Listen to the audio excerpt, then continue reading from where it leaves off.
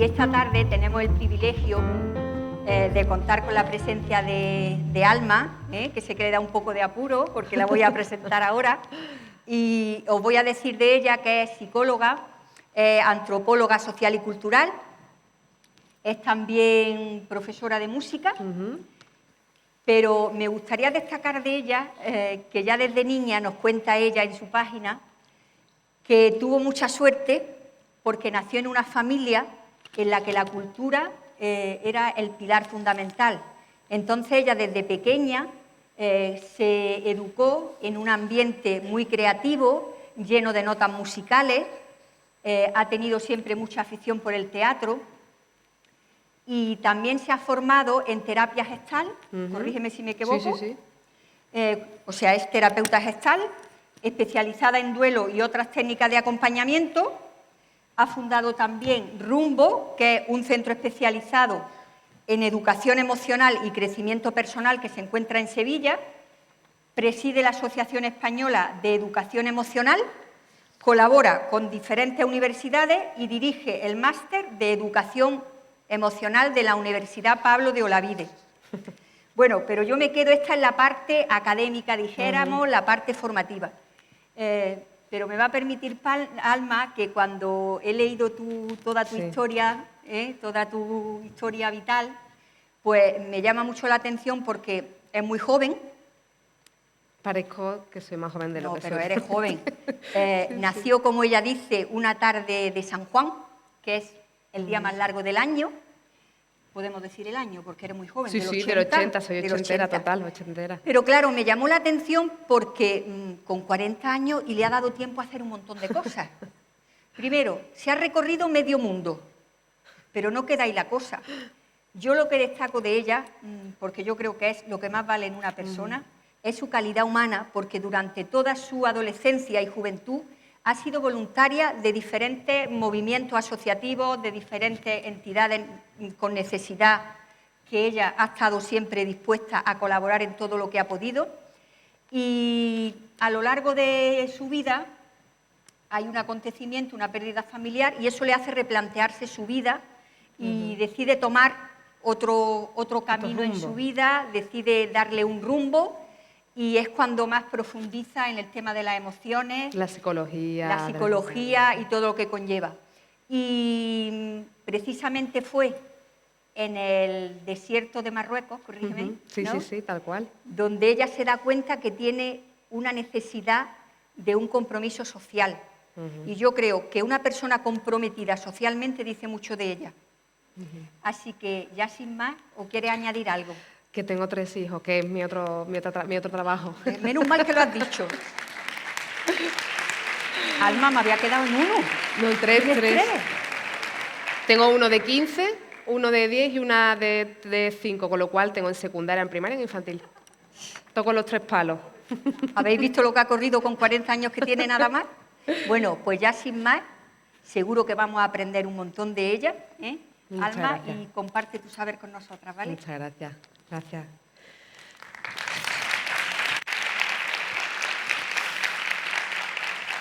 Bueno, felicidades, Paula. Felicidades, Paula y Belén, porque tenéis un cuento precioso. Lo he leído 35 veces, 40 veces a mis hijos y venía ilusionada porque tengo un poquito de Nora y un poquito de Manuel también. No solo por la sordera, que también me ha dado tiempo a quedarme medio sorda con 40 años, sino porque ese momento en el que Nora yo me imaginaba que veía el postre y decía, yo también quiero ir a la luna. Yo decía, yo también soy un poquito de Nora. Así que os voy a contar lo que para mí es la parte de mi versión como escritora, tengo cuentos publicados y materiales, para lo que para mí supuesto escribí cuentos y lo que me habéis hecho reflexionar leyendo el vuestro, ¿vale? Mirad, decía Buda que somos lo que pensamos. Las personas somos lo que pensamos. Todo lo que somos surge con nuestros pensamientos. Con nuestros pensamientos construimos el mundo. Y yo le añado que desde pequeñitos aprendemos a pensar el mundo. ¿Y cómo es la primera forma en la que aprendemos a pensar el mundo? Pues con nuestro papá y con nuestra mamá. Si es una familia clásica, pues 2 papás, 2 mamás, un solo papá o una sola mamá. Y es con las caricias, con las nanas que nos cuentan, con la forma en la que nos acurrucan, con las miradas, con las risas con las que en el primer momento de nuestro nacimiento nos presentan el mundo. En teoría, debe ser un mundo seguro, en el que cuando necesitamos algo, mamá o papá se nos acercan, nos ayudan, nos dicen, aunque nosotros no sepamos hablar, cómo vamos construyendo el mundo a través de su mirada. Es lo que un psicólogo que a mí me gusta mucho, se llama Siegel, dice que la primera forma en la que nos relacionamos con nuestros padres es la forma en la que nos aprendemos a sentirnos sentidos. Es como la forma en la que nuestros padres nos ven, es como nosotros poco a poco vamos viendo el mundo. Y estas son las raíces como de un árbol en el que en un futuro pues, nos sostendrán y nos alimentarán. Después llega la educación, la socialización. Y aquí han entrado otros factores como las maestras y los maestros en los coles, las técnicas de educación infantil, en el que nos enseñan cosas como qué es bueno y qué es malo en nuestra sociedad, nos enseñan lo que hace daño y lo que no, nos enseñan a ser una niña y un niño, y ahora en este nuevo concepto que se está introduciendo a ser un niño, nos enseñan a ver el mundo desde un enfoque un poquito más maduro. Y esto es lo que los antropólogos y las antropólogas llamamos endoculturación. Un palabra que es como, yo le digo que es como los abuelos, las abuelas, nuestras familias nos van mostrando el mundo. Nuestra cultura, nuestras raíces, nuestras canciones, nuestros cuentos, lo que está bien, lo que está mal, las personas vivas, cómo relacionarnos con nuestros muertos. En psicología esto le llamamos los procesos de mentalización, que es la forma de atención de cómo construyo mi narrativa interna, cuentos y narrativa. Yo a través de mi papá y de mi mamá y de las personas que después me han ido educando, voy construyendo una visión del mundo. Voy contando, escribiendo cómo yo vivo el cuento de mi vida. Y en esta edad, si hiciésemos un símil con una banda sonora, cada persona somos como un disco de vinilo, los que se acuerden de lo que era un disco de vinilo. Un disco de vinilo en que cada año es una vuelta que le damos. Y hay diferentes formas de grabarse la información. Lo podemos grabar en nuestra memoria inconsciente, de la que después nos acordamos, en nuestra memoria consciente, la que después más mayores nos acordamos, pero el recuerdo siempre está, siempre está. Decía Piaget, espero que los que estéis estudiando canción infantil os tenéis que sonar, Piaget era un psicólogo, nació en el siglo XIX, después toda su obra fue en el siglo XX, que los niños y las niñas hasta los 11 años, fijaros, hasta los 11 años, no empiezan a desarrollar el pensamiento abstracto tal y como lo desarrollan los adolescentes y los adultos y adultas. Es hasta los 11 años hasta que no empezamos a entender el mundo como las personas mayores. Y yo os pregunto, ¿cómo puede ser que hasta que cumplimos los 11 años, cómo aprendemos el mundo hasta los 11 años? ¿Cómo voy integrando en ese disco de vinilo todo lo que voy viviendo? ¿Cómo construyo cómo quiero ver el mundo? Pues a través de los cuentos orales y de los cuentos escritos. Lo que pasa es que los cuentos orales pueden tener un principio y un final, otras veces no. Yo le cuento un cuento a mi hija, entenderme cuando le digo que es malo que meta los dedos en un enchufe, por ejemplo. Le estoy narrando el mundo.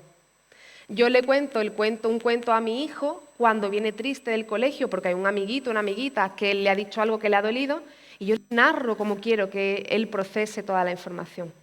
Le cuento, cariño, si hay alguien que te hace daño, es importante que primero le digas que te está haciendo daño. Después entender en qué parte del cuerpo sientes eso que te está haciendo. Puedes pedir ayuda a una persona mayor, que te va a enseñar cómo decirle a tu compañero o compañera que hay algo que no te está gustando. Fijaros qué cuento más bonito. Le voy contando de forma oral cómo me gusta que construya su propio cuento. Y en esta forma de construir los cuentos tenemos como dos caminos. Yo le llamo la atribución benévola o malévola. Son como dos formas. Dos formas en las que yo puedo construir un final de la historia que estoy viviendo. Yo puedo decidir que el cuento que estoy construyendo, la gente es mala, me quiere hacer daño, tengo problemas, todo el mundo me mira mal. O puedo hacer una construcción bonita y dulce de lo que me está lo que estoy viviendo. ¿De qué creéis que va a depender que los niños y las niñas escriban su cuento cuando son un poquito más mayores? ¿Cómo aprendemos a escribir cuentos? Por los cuentos que nos han contado. Y la forma en la que va a depender de cómo yo escribo mi cuento va a ser fundamental la forma en la que a mí me lo han contado. Si a mí me cuentan que las personas que son diferentes hay que excluirlas, si me cuentan que las personas que no son como yo hay que dejarlas a un lado, si me cuentan que tengo que contestar mal a las personas, voy construyéndome con respecto a lo que cuentan, me presentan en el mundo. ¿Vale? Por eso va a ser tan importante los cuentos orales que contamos y los cuentos escritos. De hecho, ocurre una cosa. ¿Qué pasa si hasta estos 11 añitos no somos capaces de entender el mundo de una forma tan compleja? ¿Qué pasa cuando muere mi papá? ¿Qué pasa cuando nace mi hermanito con una enfermedad? ¿Qué pasa cuando mis padres se separan?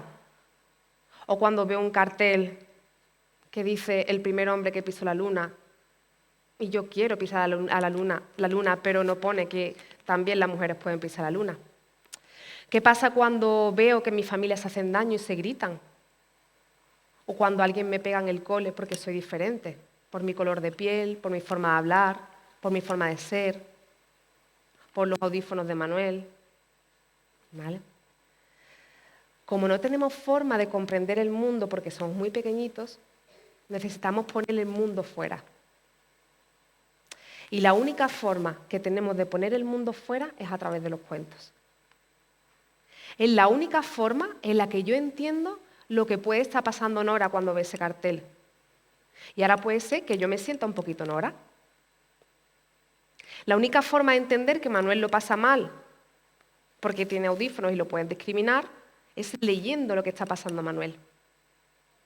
La única forma de entender, o una de las mejores formas de entender, por qué nacen hermanitos o hermanitas enfermos, por qué papá o mamá se separa, si no tengo la capacidad de entenderlo como lo hacen los mayores, es a través de los cuentos. Los cuentos nos abren mundos, nos abren puertas, ayudan a que nos identifiquemos con los personajes.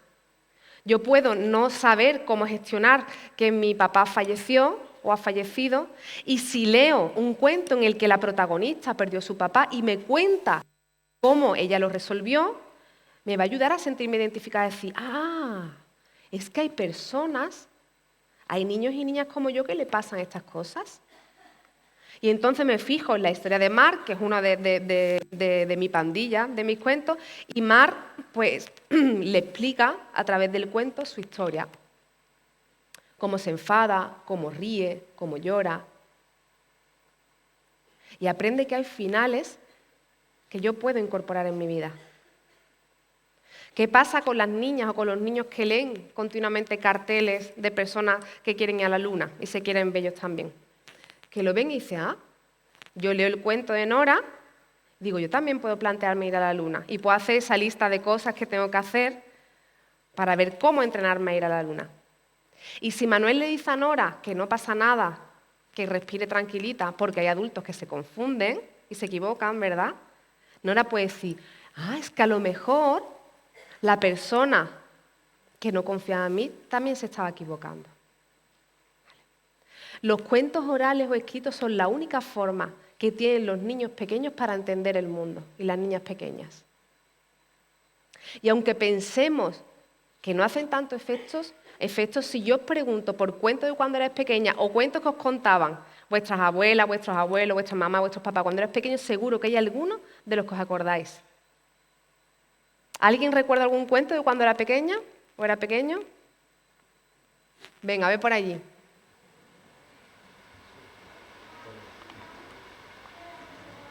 Uy, mamá, dilo un poquito más fuerte. Las flores de los colores. Bien, ¿algún cuento más? Por allí, fuerte. El Principito. Venga, más cuentos. Pinocho. ¿Veis? Hay muchos cuentos y cada uno, depende del que elija, el que le guste, en el que va encontrando y va descubriendo el mundo. ¿Vale? Es fundamental para el desarrollo intelectual, emocional, de la unión del cerebro con el corazón, las narrativas y los cuentos. ¿Por qué? Porque ponen palabras, porque ponen sentimientos, porque ponen imágenes a lo que voy sintiendo. porque me abren puertas a seguir navegando. Me abren, es la unión entre la magia y la tierra. Y hay determinados temas, como por ejemplo el duelo, en el que hay mucha parte de mágico que necesito unirlo a la tierra. Y eso solo se puede hacer a través de la magia de los cuentos. Vale. ¿Qué ocurre cuando un niño o una niña nace en la barriguita de su mamá y tiene que ser retirado? Eso no se puede entender. No se puede entender algo tan complejo como que tu hermanito, como decía, nazca con un problema. No se puede entender en niños pequeñitos que me traten mal por tener un color de piel diferente al de la mayoría. No puedo entender por qué me gustan personas que pueden ser de mi mismo género, siendo pequeñito. Y ahí entra la magia de los cuentos, la forma en la que va construyendo el cómo yo quiero ver la vida. Hay cuentos que nos cuentan a nivel oral que nos hacen daño. Cuando me cuentan que soy mala persona, que no hago las cosas bien, que podría ser mejor, que debo ser perfecta, que debo estar atenta a las necesidades de los demás continuamente, olvidando mis necesidades. Hay muchas formas de contar cuentos. Y de la misma forma que podemos contar cuentos que nos hagan sentirnos más felices, podemos contar cuentos que nos hagan sentirnos más infelices. Y eso está así en el día a día. Yo siempre pongo el ejemplo de, puedo ver a Maléfica, la película Maléfica, ¿la habéis visto? ¿Vale? Puedo entender a Maléfica como una señora mala, con unos cuernos enormes y unas alas que lo que hacía era hacer daño a su hijastra. O puedo entender a Maléfica como una chica a la que le cortaron las alas. Esa es la atribución que yo digo que se puede hacer de la vida en general. Una atribución benévola, cuando veo a Maléfica digo, qué mal lo tuvo que pasar. O cuando veo a Maléfica con qué mala persona es. Fijaros, papás y mamás y queridos y queridas técnicas de educación infantil, que vais a tener, sobre todo en el caso vuestro con los peques tan pequeñitos, el poder de mostrarles a los niños y niñas cómo queréis que construyan el mundo. Con la forma con la que le contáis lo que ocurre, vais a estar enseñándoles cómo construir el mundo. Y de verdad os digo que hay muchas personas que deciden contar el mundo de una forma muy fea. Y como veis, no sé si habéis visto la película de La vida es bella, hay muchas personas que deciden contar la vida, aunque sea dura, de una forma muy bonita. ¿Vale? Los cuentos ponen palabras a los que están sintiendo, ayuda a comprenderlos a través de lo que le ocurre a sus personajes. Reduce el estrés emocional que puedo estar viviendo cuando hay algo que no entiendo. Y puedo pensar, eso también me pasa a mí. Y decir por dentro, menos mal que no soy la única. También los cuentos descubren las diferentes formas en las que puedo actuar para resolver la situación que me angustia, que me inquieta. E incluso, ¿qué puedo hacer para resolverlo? Hay un final, esto va a acabar. Quizás pueda dejar de sentirme así porque la personaje que aparece deja de sentirlo así. También me ayuda a expresar lo que siento con las personas más cercanas. No os podéis imaginar la excusa tan buena que supone un cuento. Cuando un niño o una niña se siente identificado con un personaje, se abre una puerta para decirle, mamá, papá, señor, a mí me pasa lo que le pasa a esta persona de este cuento. No os podéis imaginar cuántas situaciones complejas se han detectado gracias a los cuentos. ¿Vale? Y esa pregunta es, papi, mami, ¿sabes que lo que le pasa a la protagonista también me pasa a mí? Ayuda a los cuentos a poder elaborar su propio final, imaginarse diferentes alternativas, crear nuevos cuentos a partir del que se lee, adaptándole a todo lo que a mí me ocurre. Y así soy capaz de expresar mi mundo interior y elaborarlo. Los cuentos sanan, transforman, dan oportunidades, tranquilizan, generan mundos nuevos y cierran mundos antiguos. Son una herramienta fundamental para abrir una vía de ayuda entre personas, entre niños y niñas, de cercanía, de comprensión a padres, docentes y terapeutas que lejos del mundo adulto queremos hablar el mismo lenguaje que los niños. Fundirnos con su mirada, con sus silencios, con sus palabras y viajar a donde ellos quieran ir a través de los cuentos. E incluso para los mayores pueden convertirse en manuales de autoayuda cuando nosotros no somos capaces de ver la luz, ¿vale? Hay cuentos que llegan al corazón de los niños pequeños que cada uno y cada una tenemos dentro. Cuentos que nos hacen recordar cosas que nos recordábamos. Hay cuentos que educan, hay cuentos que maleducan también, ¿vale? Lo que ocurre es que ahora actualmente, y eso estoy muy agradecida al Ayuntamiento de Dos Hermanas por hacer eventos como este en el que premiáis la literatura, que todo lo que es audiovisual, las películas, están en algunos casos dando una pequeña patada a lo que son los cuentos. Es otra forma de narrar, lo que pasa que en este caso visual a través de las pantallas. Pero se ha descubierto que aquellos niños y niñas que no han sido acompañados a través de cuentos, su vocabulario emocional, es decir, las palabras que sois capaz de poner a la hora de expresar lo que siento, son mucho más pobres que cuando yo he leído y me han enseñado el mundo con una riqueza de vocabulario. No es lo mismo contar lo que me pasa con 3 palabras que contarlas con 100. ¿Y de qué va a depender que yo cuente el mundo de una forma u otra? De la de cuentos que me han contado y de la de cuentos que he aprendido a leer.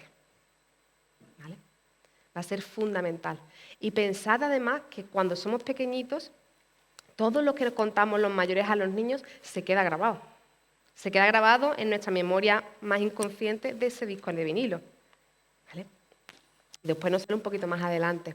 El concepto que tenemos como persona, nuestra autoestima, la imagen de nuestro cuerpo, la forma en la que me relaciono con las personas, la forma en la que me relaciono con las personas que no están vivas, con los demás arriba, la forma en la que me relaciono con mis hermanos, incluso con Dios, en la parte más espiritual.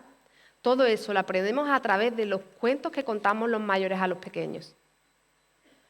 ¿Vale? Así que pensad que en cada cuento hay una oportunidad para que un niño sane. Yo hay veces que digo que los mejores centros de salud mental están en las librerías infantiles. Porque tú llegas a una librería y le dices a la librera o al librero, estoy buscando un cuento para que hable de la tristeza. Estoy buscando un cuento para que hable de qué puedo hacer cuando nace un hermanito. Estoy buscando un cuento que me hable de los duelos, de la transexualidad, del amor, de la dependencia. Y entonces la librera se pone su bata de psicóloga y se pone, espérate, que te voy a buscar uno que te va a ayudar. Hay veces que desde el punto de vista psicológico no podemos hacer mucho más que abrir cuentos a los niños y a las niñas. Y ahora tenéis una oportunidad muy bonita, sobre todo los que tenéis bebés pequeñitos y los que sois docentes, bueno, los que son más mayores, por supuesto, es decidir cómo queréis escribir el cuento de vuestros hijos. ¿Cómo queréis contarles el mundo? Os pongo un ejemplo. El otro día iba por la carretera y hay un cruce en el pueblo donde vivo en el que siempre hay alguien que toca el claxon y se escuchan, como llevemos las ventanillas bajadas, se escuchan insultos. Hay que ver, es que esta persona, es que parece mentira. Y yo cuando veo que hay niños en el coche, digo, qué pena. Están contándole un cuento a sus hijos sobre una historia en la que un hombre o una mujer se confunde o mete la pata o hace cualquier historia y la forma de responderle es gritándole, insultándole. Digo, me da pena que podamos leer los cuentos así a nuestros hijos. Digo, ¿de qué otra forma podría yo contarle este cuento para que mis hijos aprendan que hay una situación, un nudo en la historia que hay que resolver y que hay un final que te enseña a aprender a hacer las cosas de forma diferente? ¿Y sabéis lo que hice? Me pasó una cosa parecida, mis hijos iban detrás en el coche y le dije, qué pena, ¿qué le habrá pasado a este señor en el día de hoy o en su vida para que esté tan enfadado o triste que me haya dicho lo que me acaba de decir y además me ha tocado el claxon de una forma tan insistente? A lo mejor se ha enfadado con su pareja, a lo mejor está en duelo, a lo mejor ha tenido un mal día porque ha perdido el móvil. ¿Y ahora qué quiero hacer yo con eso? ¿Busco un final en el que la forma en la que se resuelve es insultándolo? O busco un final en el que lo miro y soy capaz de ver a alguien muy enfadado y le digo, pobrecito, se está equivocando en la forma en la que lo está haciendo, pero es su historia. Y ahí le enseño a mis hijos a cómo construir sus propios cuentos. ¿Vale?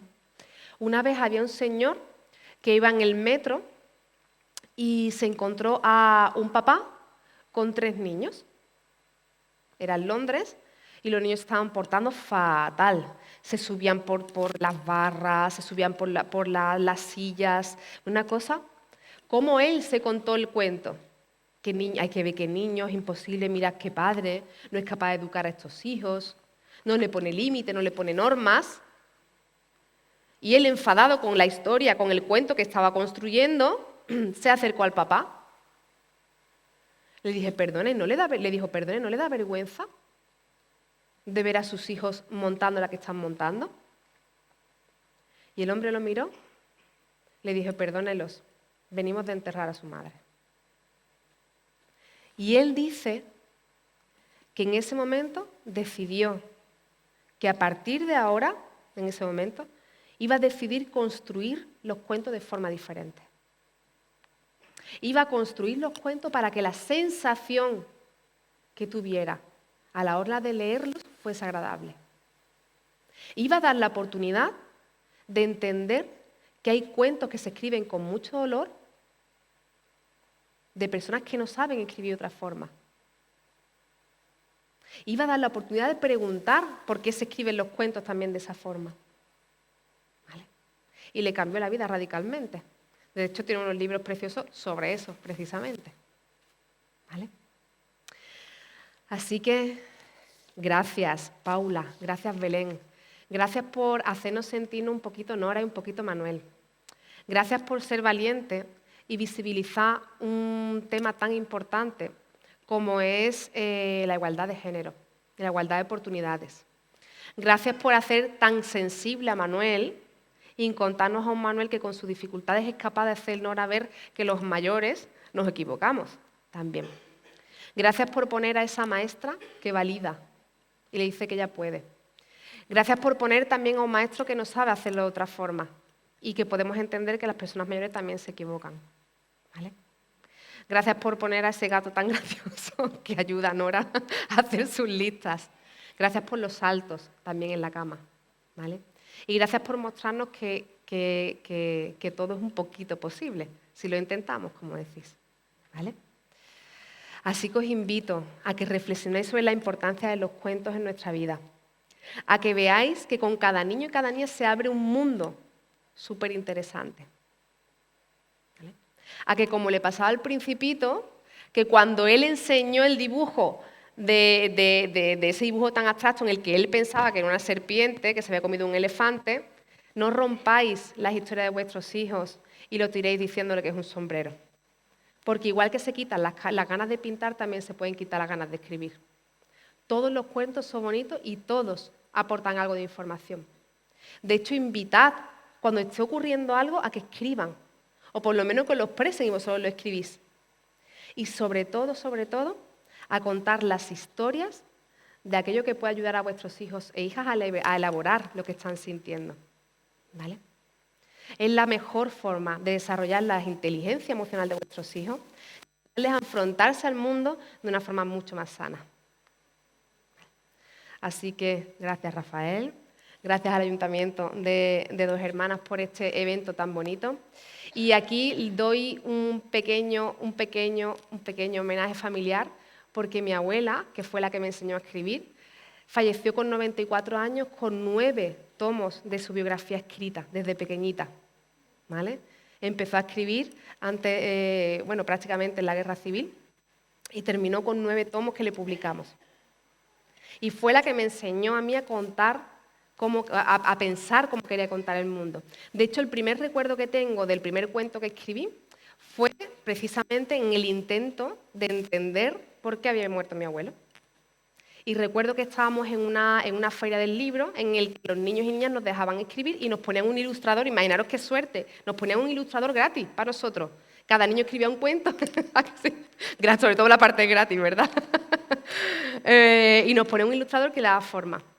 Y recuerdo que yo, la forma en la que conseguí entender que mi abuelo ya no estaba con 9 añitos fue escribiéndole un cuento. En el que, fijaros, con 9 años, una palabra muy rara que cada vez que lo pienso, le puse el título de Lazofaifo, porque era un árbol que le encantaba a mi abuelo. Y a raíz de ahí fui capaz de despedirme, de decirle que lo quería, que para mí había sido muy importante, que yo le decía que si en algún momento me podía mandar una flor del cielo, que me la mandase. Así que escribí desde aquí y escribí desde aquí, ¿vale? Y promover, por favor, en vuestros hijos e hijas y en vuestro alumnado, que lean hasta cansarse, porque es la mejor forma en la que podemos entender el mundo.